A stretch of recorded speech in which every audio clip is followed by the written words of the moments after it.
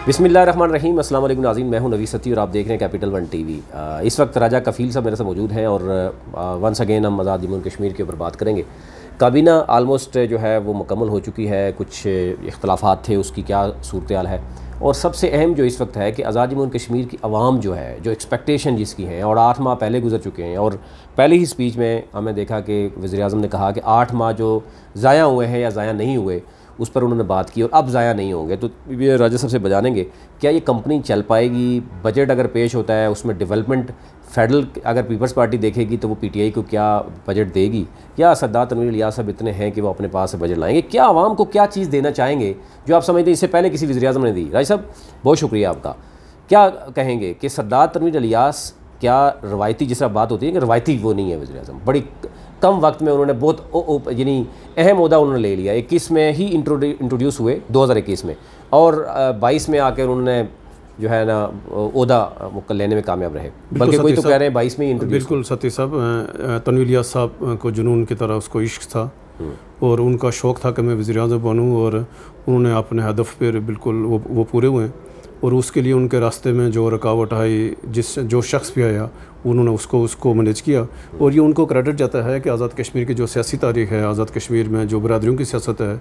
उसमें जिस कामयाबी के साथ, जिस सफाई के साथ सरदार तनवीर इलियास ने अपने हदफ यानी मुकम्मल किए, वो आज से पहले किसी सियासत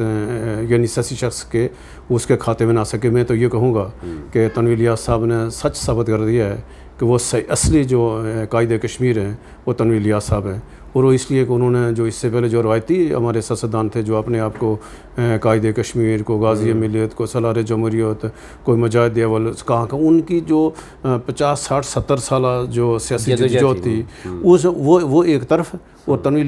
इलियास साहब की 1.25 साल की 1.5 साल की जद्दोजहद ने वहाँ मुकाम हासिल किया, और आज जो इज़्ज़त एहतराम मिला तनवीर इलियास साहब को जो उसने वो जाकर, तो ये किसी और के खाते में नहीं है। अब आते हैं आपके सवाल की तरफ कि ये यानी क्या ये हुकूमत चल पाएगी, इसकी जो माजी की हुकूमत हैं उससे को बेहतर कर पाएगी, इनके पास बजट कहाँ से आएगा? तो ये सबसे अहम बात है कि वो वज़ीर-ए-आज़म तो बन गए, उसके लिए जायज़ नाजायज़ जो तरीका था भरपूर उनको हक़ भी हासिल था। यही कहते हैं, इसलिए कहते हैं कि जो यानी इसमें जंग और जो खेल में आपको हर हरबा इस्तेमाल करने का हक़ हासिल है, तो उन्होंने इस सियासी खेल में वो तमाम हरबे इस्तेमाल किए, उनको बिल्कुल हक़ था, और वह अपना हक़ इस्तेमाल करते हुए, अपना हरबा इस्तेमाल करते हुए वज़ीर-ए-आज़म आज़ाद कश्मीर बन गए, और आज वो भरपूर प्रोटोकॉल के साथ मुंतखब वज़ीर-ए-आज़म आज़ाद कश्मीर है। अब जो उनके पास वक्त बहुत कम है, और इस्लामाबाद में इत्तेहादी हुकूमत है, पीपल्स पार्टी, नून लीग की और 12-13 जमातों की हुकूमत है। वो पूरी कोशिश करेंगे कि तनवीर इलियास को आज़ाद कश्मीर में नाकाम किया जाए, उसके रास्ते में रोड़े अटकाए जाएँ। वहाँ जो अपोजिशन में 20 रुकनी अपोजिशन, तगड़ी अपोजिशन है, और अपोजिशन में कद काठ के लोग हैं, 3 सबक वज़ीर-ए-आज़म बैठे हैं, और वहाँ पर आपको किसी भी सूरत में जो अपोजिशन है वो हर कमज़ोरी से फ़ायदा उठाएगी, और वो एक लम्हा, एक घंटा, एक दिन वो इसका इंतज़ार करेगी कि तनवीर इलियास कोई गलती करे, इनकी पार्लियामानी पार्टी को गलती करे, इनमें इख्तलाफ हूँ, और वो यानी फौरी कार्रवाई यानी वो डाल कर तो इससे आवाम की जान छोड़ें। अब मैं एक जो बार मैं समझता हूँ आवाम का भी सवाल है कि ज़रा पीपल्स पार्टी ने 5 साल लगाए, तो नून लीग ने कहा कि उन्होंने तो जनाब चोरी पता नहीं अरबों रुपए चोरी कर दिया, हम तो पेट फाड़ के निकालेंगे। जो एहतसाब हुआ वो आपके सामने है, जो कि राजा फ़ारूक हैदर साहब 2016 के जलसे में कहते थे, मैं रिपीट नहीं करूँगा, लेकिन उन्होंने एहतसाब भी करना था, उन्होंने पता नहीं इदारे भी खड़े करने थे, बल्दियाती इलेक्शन भी करवाने थे, कुछ भी नहीं हुआ। अब सरदार तनवीर इलियास साहब ने तो शायद ये दावे नहीं किए। अवाम अभी भी जानना चाहती है कि अवाम को क्या मिलेगा ये सारी सूरत हाल। आप देखिए, पीटीआई जब ये जो 25 जुलाई 2021 के इलेक्शन वो जीत के आई, तो उन्होंने अली अमीन गंडापुर, इमरान खान साहब ने बड़े जाकर दावे किए, ऐलानात किए आज़ाद कश्मीर के लोगों के साथ। और फिर जब क़य्यूम नियाज़ी साहब वज़ीर-ए-आज़म बने, वो 8 माह वज़ीर-ए-आज़म रहे, और उन्होंने 500 अरब रुपये का एक मेगा यानी मालियाती जो पैकेज है उसका बड़ा उन्होंने इसका हाँ डंडोरा पीटा। और आज भी जब 8 माह हो गए, अभी यानी तनवीर इलियास साहब उनकी हुकूमत खत्म हो गई, तनवीर इलियास साहब वज़ीर-ए-आज़म है, तो वो जो 500 अरब रुपये में से 500 अरब तो दूर की बात है, 5 अरब भी नहीं पता कि वो कहाँ है। ना तो पाकिस्तान के किसी मालियात में कोई फ़ाइल है, ना वो जो प्लानिंग एंड डेवलपमेंट में जो महकमा है वहाँ कोई है। तो वो जो फाइलें बनी थी, जो स्कीमें बनी थी, यानी जिसके सरबराह जो मौजूदा वज़ीर-ए-आज़म तनवीर इलियास साहब है, उस जो है सारे पैकेज के इंचार्ज वो थे, वो जो सारी की सारी मेहनत इन्होंने 8 माह की जाकर वो 0 पे हो गई। अब इनके पास जो वही मखसूस बजट है जो इससे पहले हुकूमत के पास रहा और जो आज इनके पास। अब ये देखना यह है कि जो इस वक्त जो यानी अगले माह आज़ाद कश्मीर का बजट पेश होगा, उसमें देखते हैं कि तरक्की बजट में कितना इजाफा कर पाएंगे और जो गैर तरक्याती अखराजात कितने कम कर पाएंगे आज़ाद कश्मीर के पास, क्योंकि यानी 13वीं तरमीम के बाद उन्होंने सारे वसाइल अपने इस्तेमाल करने हैं, अपना वहाँ पर उन्होंने जो टैक्स अपना लगाना है, फिर जो वफाकी मासल से जो पैसे हैं ये सिर्फ जो हमारा यानी जो हमारा सेल टैक्स आता है, जनरल टैक्स आता है, वहाँ से फिर जो हमें जो कुछ इस्लामाबाद से मिलेगा, अदर सारे का सारा जो इंतज़ाम है वो आज़ाद कश्मीर हुकूमत ने अपना कर पब्लिक ये समझती है कि ज़ाहिर है उन्होंने रमज़ान में अगर ये संभाला इक़्तिदार तो उनको चाहिए था कि रमज़ान पैकेजेस देते, मुख्तलिफ यूटिलिटी स्टोर्स पे ख़ुद विज़िट करते, जैसे कि हमारे यहाँ आपने देखा होगा शहबाज शरीफ ने आते ही क्या काम किया, मेट्रो का दौरा किया, 2 चीन दौरे किए, फ़ौरन जो है ना चीनी सस्ती करने की बात की, आटा की बात की, ये काम हमें नज़र नहीं आया आज़ाद कश्मीर, जिसकी वजह से अवाम ये एक्सपेक्ट करे। दूसरा आज़ाद कश्मीर हुआ, आज़ाद कश्मीर कय्यूम नदीर साहब ने आटा सस्ता किया, उस पर जो मौजूदा वज़ीर आज़म यानी तनवीर इलियास साहब, इन्होंने उनको पर संगीन इल्ज़ाम लगाया, और जो इल्ज़ाम लगाया कि जो आटा पैकेज दिया ये कय्यूम नदीर ने, तो इसमें से बड़े पैमाने करप्शन हुए है, मखसूस जो आटा मिलें थी वो सारे पैसे खा गए, और ये आटा सस्ता होने से अवाम को कोई फ़ायदा नहीं पहुँचा। तो यानी उसमें से कय्यूम नदीर ने तो कहा इस पर तहकीकात करें, तो वज़ीर-ए-आज़म को चाहिए कि बिल्कुल वो जो हमारे 80-85 यानी करोड़ रुपये का जो पैकेज है बिल्कुल उसकी तहकीकात होनी चाहिए, और अगर वो यानी कहीं खर्च अवाम तक नहीं पहुँचा तो बिल्कुल, क्योंकि यानी साबिक़ वज़ीर-ए-आज़म ने उसकी जो पेशकश की है तो बिल्कुल तहकीकात होनी चाहिए। अब आते हैं कि जो आपका था कि जो आज़ाद कश्मीर के अवाम हैं बहुत तवक्कात हैं उनकी तनवीर इलियास से कि ये कामयाब कारोबारी शख्सियत हैं, इस्लामाबाद में 3 बड़े प्लाजे खड़े किए हैं, इनका एक बेहतरीन हाउसिंग सेक्टर है, वो ये तवक्को कर बैठे हैं कि शायद इसी तरह का ये कोई मेगा प्रोजेक्ट आज़ाद कश्मीर शुरू करें तो उसके लिए पैसा चाहिए। लेकिन अभी जो हमने आपके पिछले प्रोग्राम में भी मैंने कहा था कि आज़ाद कश्मीर हुकूमत के पास, मौजूदा वज़ीर-ए-आज़म के पास ऐसे इंतज़ामी फ़ैसले हैं कि अगर वो बर वक्त अच्छे फ़ैसले करके, तो ऐसे फ़ैसले करके जिसमें कोई पैसा नहीं लगता तो डायरेक्ट आवाम का फ़ायदा होता है। उसमें सबसे अहम बात यह है वो सती साहब कि हमारे अस्पतालों के बहुत हालात ख़राब हैं। आज़ाद कश्मीर तमाम जो डिस्ट्रिक्ट हॉस्पिटल हैं वहाँ डॉक्टर्स नहीं हैं, अगर डॉक्टर मौजूद हैं तो वहाँ दवाइयाँ नहीं हैं, दवाइयाँ हैं तो नर्सिस नहीं हैं। तो अगर ये इंतज़ामी फ़ैसले करके वहाँ MS को पाबंद करके, DHO को पाबंद करके, तो हॉस्पिटल में डॉक्टर्स की पाबंदी यकीनी बनाएं तो हमारे आवाम के आधे मसले, हॉस्पिटल के मसले वहाँ लोगों का हल हो जाएंगे। इसी तरह के साथ हमारे आज़ाद कश्मीरी लोग सबसे ज़्यादा मुतासर हैं महकमा माल से। वहाँ पटवारियों ने एक ही ज़मीन दूसरे के नाम लगा दिया, दूसरे के तीसरे के यानी नाम लगाए। तो वज़ीर-ए-आज़म आज़ाद कश्मीर अगर जो महकमा माल है उनके सारे दफातर DC की एक बिल्डिंग में, जहाँ DC बैठे वहाँ AC बैठे, वहाँ तहसीलदार बैठे, वहाँ गिरदावर बैठे, ये अगर सारे जो महकमा माल के अफसरान एक दफ्तर बैठे हैं तो ये सारे के सारे जो अवाम मुतासर होते हैं, पूरा दिन लोगों को ख्वारी करनी पड़ती है, तो एक दिन में सारे मसले हल हो सकते हैं। इसी तरह के साथ जो हमारा पुलिस का निज़ाम है आज़ाद कश्मीर में, SP को SHO को पाबंद किया जाए कि वो दफ्तर बैठे लोगों को समात करे, तो ये सारे फैसले से डायरेक्ट एक आम शख्स मुतासर होता है इन फैसलों से। फिर सबसे अहम बात है कि आज़ाद कश्मीर में जो टूरिज़म है, टूरिज़म का बहुत अपॉर्चुनिटी है, सियाहत उसमें इन तनवीर इलियास साहब पिछले 8 माह तक वज़ीर रहे। हम बार हमने कई प्रोग्राम किए कि सियाहत की तरक्की का एक ही है कि जो आज़ाद कश्मीर के जो पॉइंट हैं सियाहत की तरक्की के लिए, उनको हुकूमत उनको आइडेंटिफाई करके उनको पहले खुद एरियों को अपने यानी अपनी निगरानी में ले, फिर वहाँ 2-2, 3-3, 4-400 कनाल जो ज़मीनें उनको अवार्ड करे, प्राइवेट यानी सेक्टर जाए, शुबा जाए, वहाँ होटल बने, मोटल बने, वहाँ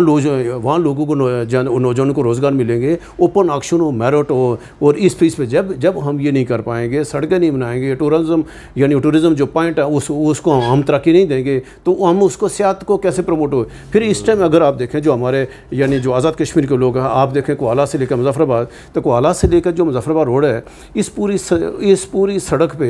रोज़ाना लाखों लोग जब सफ़र करते हैं, वहाँ को पब्लिक साफ़ सुथरा वाशरूम नहीं है। तो हुकूमत को चाहिए कि जो वाशरूम है यानी बड़ी जो शारात हैं, एक तो वहाँ हुकूमत इसको हौसला अफजाई करे, प्राइवेट शोबों को ले जाए। जैसे हमारे जो मोटरवेज़ है वहाँ आपको देखो जो पब्लिक पॉइंट्स बने हुए हैं, वहाँ यानी गाड़ियाँ रुकते हैं बेहतरीन किस्म के, यानी स्टैंडर्ड के लोग हैं। ये वो काम है कि बगैर पैसा खर्ची हो सकते हैं और थोड़ी सी हुकूमत की तवज्जो चाहिए। तो आप आइडियलिज्म की तरफ जा रहे हैं ना, लेकिन लोग ये कहते हैं कि सरदार तनवीर इलियास ने अगर अरबों रुपये लगाए हैं तो वो कोई मुजफ्फराबाद बैठने के लिए तो नहीं लगाए, वो कोई इस्लामाबाद में बैठेंगे कुछ अर्सा, कुछ मुल्क से बाहर जाएंगे, दूसरे मुल्कों में जाएंगे एज आ वज़ीर-ए-आज़म। जैसे आपने देखा होगा पहला वो एक जहाज़ लेके आ गए,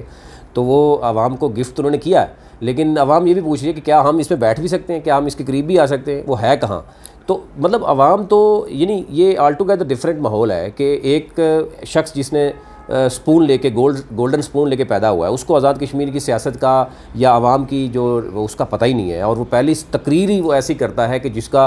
कोई यानी फेडरल गवर्नमेंट में सत्ती साहब एक हफ़्ता हो गया तनवीर इलियास साहब को वज़ीर, एक हफ़्ते से ज़ायद है। तो अभी तक तो उन्होंने अपनी संजीदगी दिखाई नहीं है कि वो जो स्पीड होती है, टेक ऑफ टाइम होता है कि वज़ीर आज़म आता है, उसको कोई शौक हो, उसने कोई ब्रीफिंग ली हो, कोई काबीना के इजलास हो, या लोगों को बुलाया जाए और जाकर फौरी के उनके पास मखसूस वक्त उनको शौक़ था वज़ीर आज़म बनने का, शौक़ उनका पूरा हो गया है। अभी अवाम के अब कौन से अवाम के मसाइल, कौन ना तो कोई अवाम मसाइल ना इनके पास,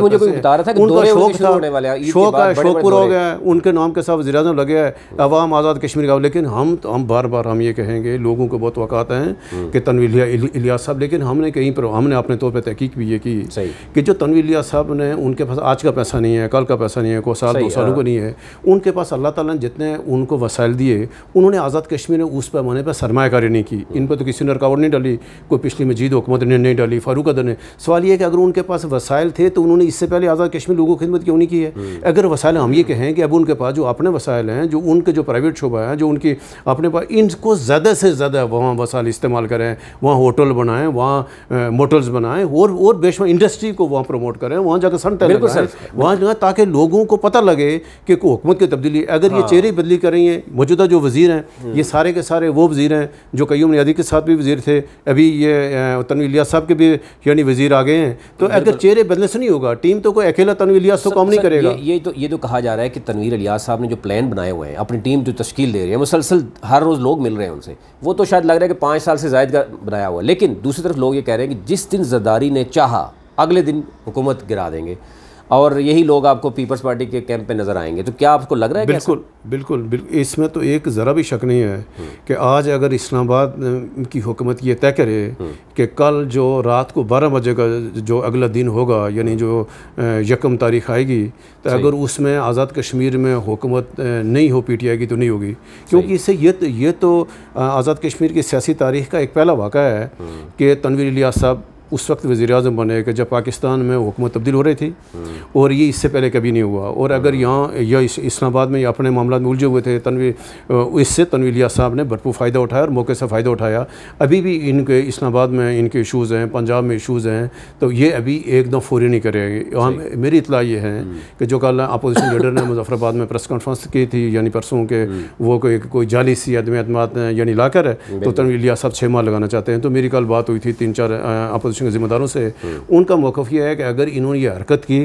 तो हमने तैयारी कर ली है कि जिस बंदे को नामज़द करेगा तनवीर इलियास, हम उसको वज़ीर आज़म बनवाएंगे, वो हम ये अदम एतमाद को कामयाब कराएंगे और अगले दिन हम उसके खिलाफ अदम एतमाद लाएंगे। सही है, यानी उसी को कामयाब कराएंगे, तनवीर इलियास साहब उतरेंगे और अगले दिन हम कराएंगे। इस पर इनकी मशावरत हो गई है, आईनी माहिरीन से भी इनके बातचीत हो गई है। इस इशू पर नून लीग और जो पीपल्स पार्टी की इस्लामाबाद की क़यादत ने भी जब बात कर ली है, तो बिल्कुल आज़ाद मैं तो ये कहूँगा कि जितना टाइम है तनवीर इलियास साहब को, उनके जहन में जितने ख्यालात हैं उसको कागज़ में शिफ्ट करें, उसको ज़मीन पे ले आएँ, आगामी हालत का ऐलान करें, तमीर और तरक्की का ऐलान करें। आप कुछ ना करें, सिर्फ जो टूरिज़म है, इनकी जो जगह हैं आज़ाद कश्मीर में, वहाँ इसके लिए कमेटी बनाएं, पार्लियामेंट्री कमेटी बनाएं, अवार्ड कराएं, और ताकि आखिरी मेरा सवाल है, आप चाहूँगा कि इसको जल्दी ख़त्म करते हैं। गिलगित बल्तिस्तान के वज़रा और वज़ीर आला भी इस्लामाबाद तलब किया गया है। अली मीन गंडापुर अभी भी एक्टिव हैं उसी तरीके से, और विद इन दी पार्टी वहाँ पर भी एक चल रही है मशावरत के वसत चेंज हो। अदरवाइज़ वहाँ पर टोटल 17 मेंबर्स चाहिए और 10 अपोजिशन के पास मौजूद है, और आज़ाद बल्तिस्तान से 9 मेंबर, 8-9 मेंबर हैं,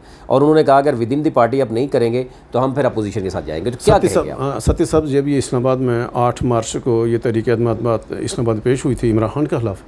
उससे पहले 1 हफ़्ता पहले जरदारी साहब ने, शहबाज शरीफ साहब ने या पाकिस्तान की सारी अपोजिशन ने मुस्तकबिल की सारी प्लानिंग तय की हुई है। उस पैकेज में जो आज़ाद कश्मीर है, गिलगित बल्तिस्तान है, ये पीपल्स पार्टी के खाते में है। ठीक है, कि इसीलिए वज़ीर जो मशीर अमूर कश्मीर बना पीपल्स पार्टी ने ली है। तो आज़ाद कश्मीर का जो वज़ीर आज़म है ये भी पीपल्स पार्टी का होगा, और गिलगित का जो वज़ीर आला होगा वो भी पीपल्स पार्टी का। और इन दोनों एरियो में जरदारी साहब ने ख्वाहिश का इज़हार किया है कि पंजाब नून लीग संभाले, वफाक नून लीग संभाले, सिंध बलोचिस्तान और ये मुजद हैं, और जो उसका जो KPK हैं ये जो मतलब जो मौलाना साहब के हवाले करते हैं, वो ANP के हवाले करते हैं। ये जो मौजूदा सेटअप है ये आने वाले 5 साल भी ये चलेगा, और यही आज़ाद कश्मीर में ये इसी का मॉडल आएंगे। लेकिन लेकिन हम ये कहेंगे पाकिस्तान के अवाम के लिए कि अल्लाह करे यहाँ अमन व अमान आए, वो यहाँ सियासी इस्तेकाम आए। अगर ये सियासी इस्तेकाम के लिए नागज़िर है कि ये जो मखलूत हुकूमत है, कौमी हुकूमत है, ये कंटिन्यू करे, तो मैं तो ये कहूँगा जो हमारे रियासती अदारे हैं अभी उनको जानबदारी वाला सवाल नहीं, अभी यानी जो गैर जानबदारी सवाल है वो नहीं होने चाहिए। यानी